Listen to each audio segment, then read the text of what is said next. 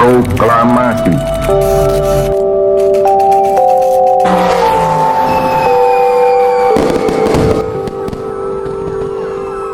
Pada tanggal 15 Agustus 1945, Kaisar Hirohito memerintahkan penghentian permusuhan terhadap sekutu. Setelah sebelumnya, yaitu pada tanggal 14 Agustus 1945, sekutu menjatuhkan bom atom di kota Hiroshima dan Nagasaki. Berita tentang gencatan senjata yang dilakukan oleh Jepang ini disiarkan di radio Jepang dari Tokyo. Ternyata siaran tersebut tertangkap di Indonesia dan Sultan Syahrir mendengarnya. Apakah kalian sudah mendengar berita tentang kekalahan Jepang? Belum, Bu. Benarkah itu? Apa yang sudah berita Jepang?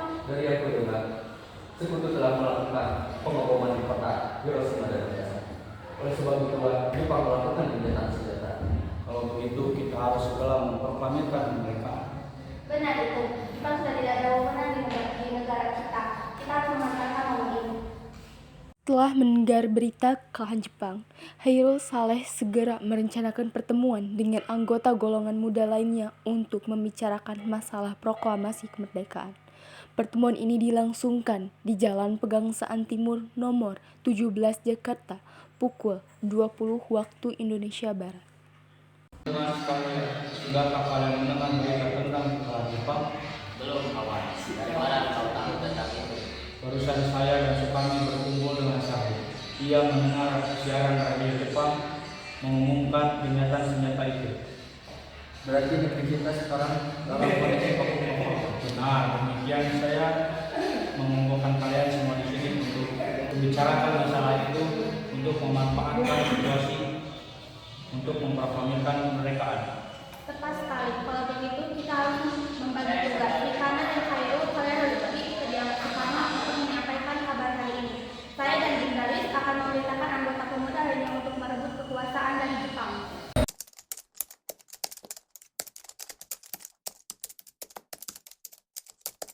Kita harus memproklamirkan kemerdekaan sekarang, Bu. Ini batang leherku, serta aku ke pojok itu sekarang dan potonglah leherku malam ini juga. Kamu tidak harus menunggu hingga esok hari. Tapi ini saat yang tepat, Bu. Jepang sudah kalah oleh sekutu dan tidak menguasai negeri ini. Mengapa harus menunggu? Rakyat sudah menderita oleh jajahan itu. Jepang adalah masa yang silam. Belum lagi kita harus menghadapi Belanda yang hendak kembali menguasai negeri ini. Jika saudara-saudara tidak setuju dengan apa yang saya katakan, dan saudara mengira bahwa saudara bisa menopang kekuatan sendiri, mengapa saudara datang kepada Soekarno dan memintanya untuk memproklamirkan kemerdekaan? Apakah kita harus menunggu dari Jepang untuk memerdekakan? Kita bisa, Bu. Kita harus bangkit dan memproklamirkan kemerdekaan sendiri. Mengapa harus menunggu janji manis itu? Bahkan Jepang juga sudah kalah dalam perang suci. Kekuatan sedikit itu akan mampu mengalahkan armada perang Jepang. Coba kau perhatikan padaku, mana bukti kekuatan yang diperhitungkan itu? Apa tindakanmu untuk menyelamatkan wanita dan anak-anak jika terjadi pertumpahan darah? Bagaimana cara kita nanti untuk mempertahankan kemerdekaan? Coba bayangkan bagaimana kita akan tegak dengan kekuatan sendiri. Tapi semakin cepat kita memproklamasikan kemerdekaan, akan semakin cepat pula kita mengakhiri penderitaan rakyat yang sudah ditanggung selama ini. Kemudian para anggota Inilah yang sudah golongan ditunggu yang berada di kedua bangsa kita. membicarakan permasalahan. Baik, Pak. Berikan kami waktu untuk merenung sebentar.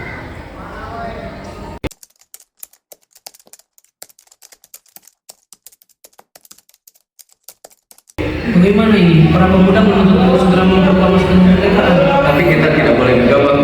Kita butuh waktu untuk mempersiapkannya dengan matang sehingga tidak terjadi hal yang tidak diinginkan.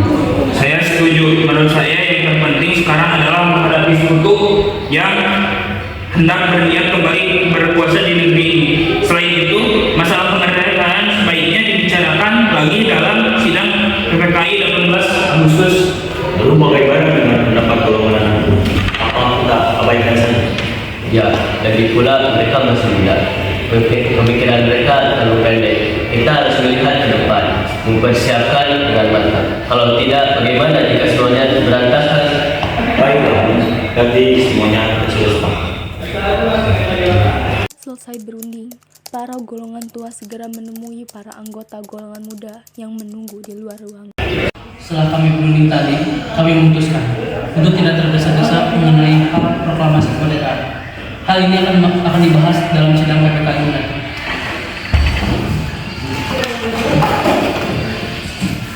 Dengan berat hati mendengar keputusan tersebut, para pemuda pun meninggalkan kediaman Soekarno. Tetapi mereka tidak putus asa. Mereka pun menyusun strategi bagaimana memujuk Soekarno dan Muhammad Hatta untuk memproklamasikan kemerdekaan sesegera mungkin.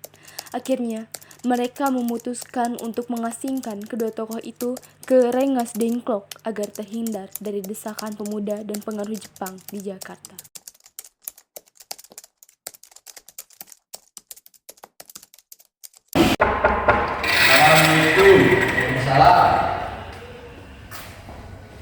Ada apa saudara datang seperti ini? Kami bermaksud untuk membawa Anda dan Soekarno untuk menuju tempat pengasihnya. Tempat pengasihnya? Apa yang saudara maksudkan? Ya, kami akan membawa kalian mendedikasikan agar terhindar dari bentrok ancaman antara rakyat dan Jepang. Baiklah, kami akan ikut. Hilangnya Soekarno dan Muhammad Hatta secara misterius pagi itu menimbulkan kepanikan di kalangan para pemimpin di Jakarta. Peristiwa ini baru diketahui oleh Ahmad Subarjo pukul 8 pagi.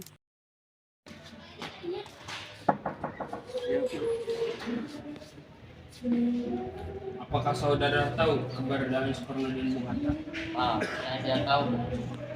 Katakanlah kepadaku di mana mereka sekarang. Dan saya menjamin ketika pulang ke Jakarta. Dan saya menjamin kemerdekaan untuk esoknya. Apakah Anda akan bersumpah untuk itu? Percayalah kepadaku. Baiklah, kami akan menunjukkan tempatnya di Rengas Dengklok. Hei nak, tolong antarkan kami ke Rengas Dengklok. Pak, saya Pak. Iya. Baiklah, saya akan antarkan. Nah, jelaskan, mengapa saudara membawa kami ke sini? Maafkan kelancaran kami, Bung. Ini demi keselamatan Anda. Kami ingin membicarakan proklamasi kembali. Bukankah tempo hari sudah kami katakan kepada kalian bahwa permasalahan kemerdekaan akan dibahas dalam sidang PPKI? Memang benar adanya, tetapi kami semua berpendapat mengapa harus dimerdekakan oleh Jepang, mengapa harus menunggu hasil sidang PPKI kalau kita bisa berdiri dengan kekuatan sendiri. PPKI itu bentukan Jepang, Bung. Kami ingin memproklamirkan kemerdekaan tanpa campur tangan dengan Jepang. Pendapat itu benar. Namun, kita masih terlalu dini untuk memproklamasikan kemerdekaan. Selain itu, kita belum siap dan masih membutuhkan bantuan dari Jepang untuk merdeka. Bagaimana perkataan Jepang tentang kemerdekaan bangsa kita? Hanya janji manis belaka. Apakah yang akan Anda lakukan? Apakah akan selamanya menunggu janji itu? Kita harus memproklamasikan kemerdekaan secara juga demi rakyat yang telah bertahun-tahun terbelenggu oleh penjajah di tanah air mereka sendiri. Mereka berhak bebas dan ini rasanya. Tenang, saudara sekalian. Mari bicarakan dengan kepala dingin. Tidak perlu ada ketegangan, oke?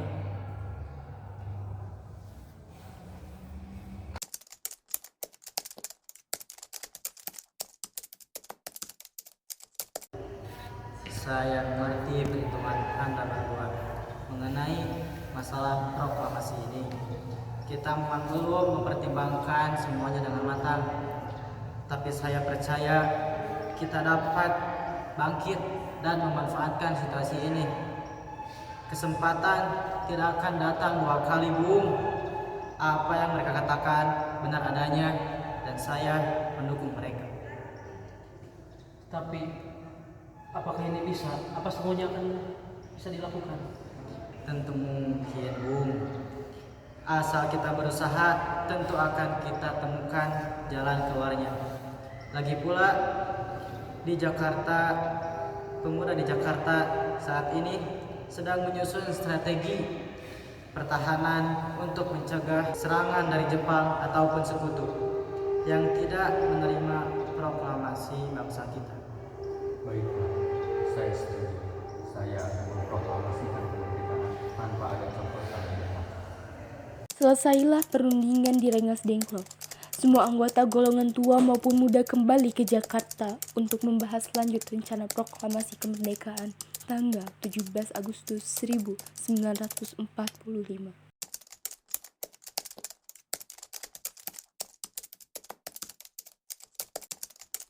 Bagaimana kita membicarakan naskah proklamasi untuk mendeklarasikan kemerdekaan kita? Kita butuh tempat untuk membahasnya, Bu. Tapi hari ini sudah malam dan pihak Jepang tidak mengizinkannya kita melakukan kegiatan sekarang. Apalagi jika mereka tahu bahwa kita hendak membicarakan rencana proklamasi. Saya punya ide. Kita akan meminjam rumah perwira Jepang, Laksamaida.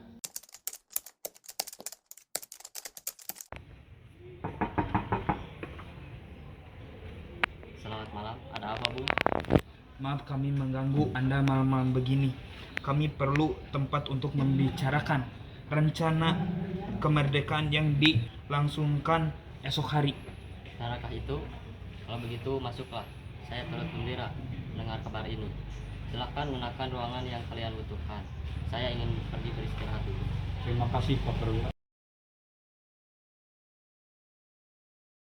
Rumusan teks proklamasi dilakukan di rumah makan Maeda. 3 eksponen pemuda yaitu Sukarni, Sudiro, dan BM Diah menyaksikan Soekarno, Muhammad Hatta, dan Ahmad Subarjo membahas perumusan naskah proklamasi. Acara perumusan naskah proklamasi berjalan lancar. Tidak ditemukan kesulitan untuk menemukan rumusan yang tepat.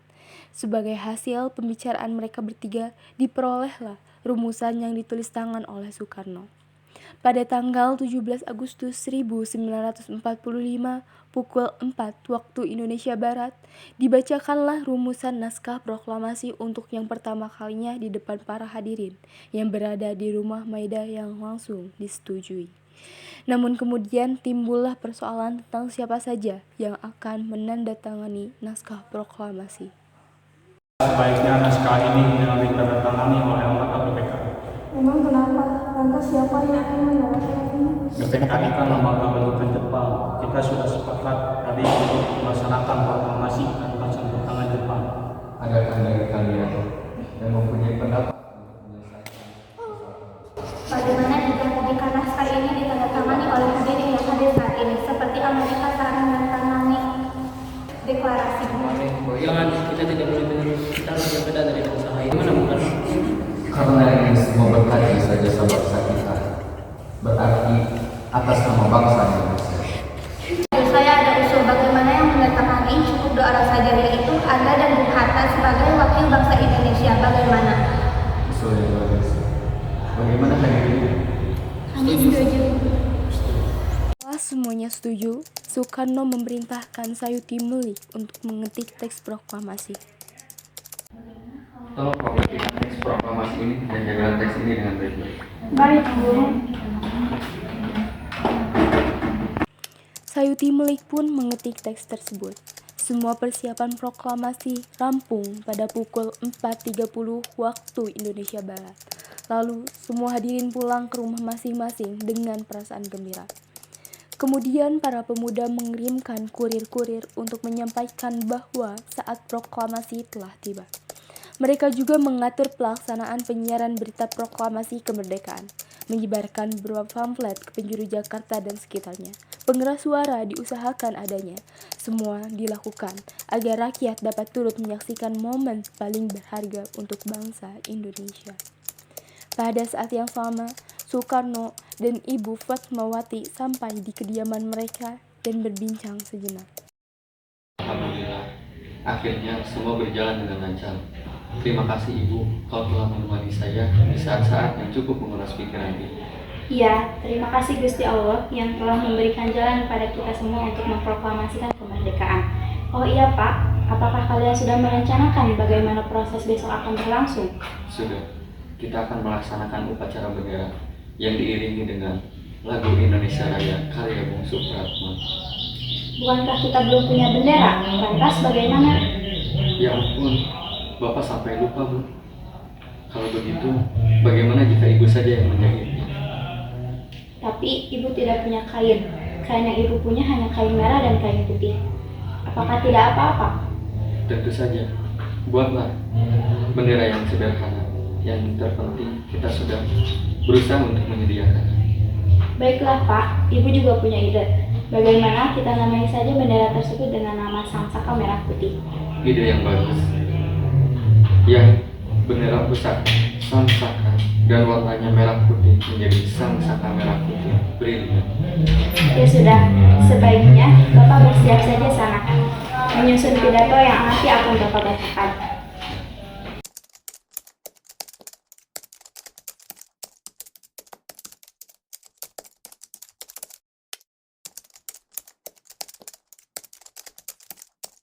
Trimurti, tolong Anda kibarkan bendera merah putih ini sebagai tanda awal kejayaan bangsa ini. Siap, Bung. Saya akan menyuruh anak didik saya untuk mengibarkannya.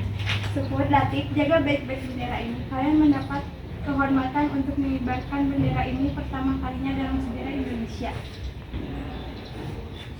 Siap, Komandan. Kami tak akan mengecewakan Anda. Tiba saatnya upacara proklamasi kemerdekaan Indonesia. Tokoh-tokoh pejuang Indonesia telah hadir di lokasi.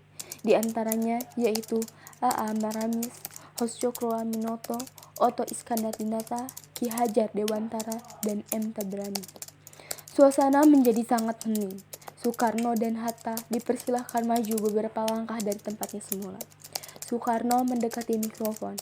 Dengan suaranya yang lantang dan mantap, Soekarno pun membacakan pidato pendahuluan sebelum beliau membacakan teks proklamasi.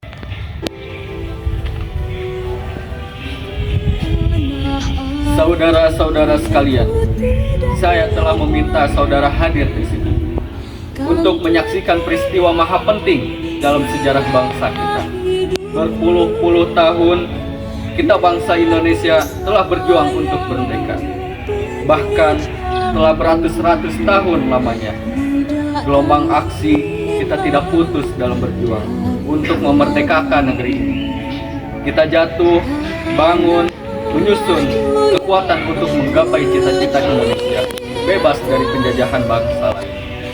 Semalam, kami para pemuka-pemuka rakyat Indonesia dari berbagai penjuru bergabung untuk memusyawarahkan, dan permusyawaratan itu seia sekata berkata, inilah saatnya bagi kita untuk mengorbankan api revolusi kemerdekaan Indonesia. Saudara-saudara sekalian, dengan ini kami menyatakan kebulatan tekad itu. Dengarkan proklamasi kami. Proklamasi kami bangsa Indonesia dengan ini menyatakan kemerdekaan bangsa Indonesia. Hal-hal mengenai pemindahan kekuasaan dan lain-lain diselenggarakan dengan cara seksama dan dalam tempo yang sesingkat-singkatnya. Jakarta, hari 17 bulan 8 tahun 45, atas nama bangsa Indonesia. Soekarno-Hatta. Kemudian dikibarkanlah bendera Sangsaka Merah Putih diiringi lagu Indonesia Raya. Hadirin turut menyaksikan lagu kebangsaan Indonesia tersebut. Peristiwa proklamasi ini memang hanya berlangsung sebentar. Namun, peristiwa itu telah mengubah segala sendi kehidupan bangsa Indonesia. Peristiwa proklamasi kemerdekaan telah menjadi momentum puncak perjuangan bangsa Indonesia. Oleh karena itu, kita sebagai generasi penerus bangsa harus berprestasi dalam rangka mengisi kemerdekaan tersebut, bukan malah menodainya. Kita harus bisa membalas budi para pejuang tanah air zaman dahulu dengan cara mempertahankan kemerdekaan ini.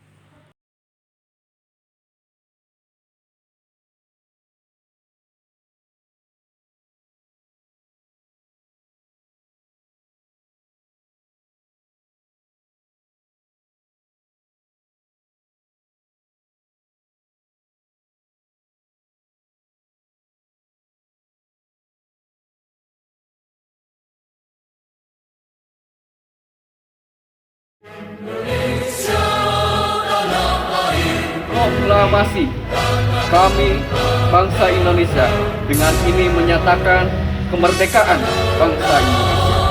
Hal-hal mengenai pemindahan kekuasaan dan lain-lain diselenggarakan dengan cara seksama dan dalam tempo yang sesingkat-singkatnya.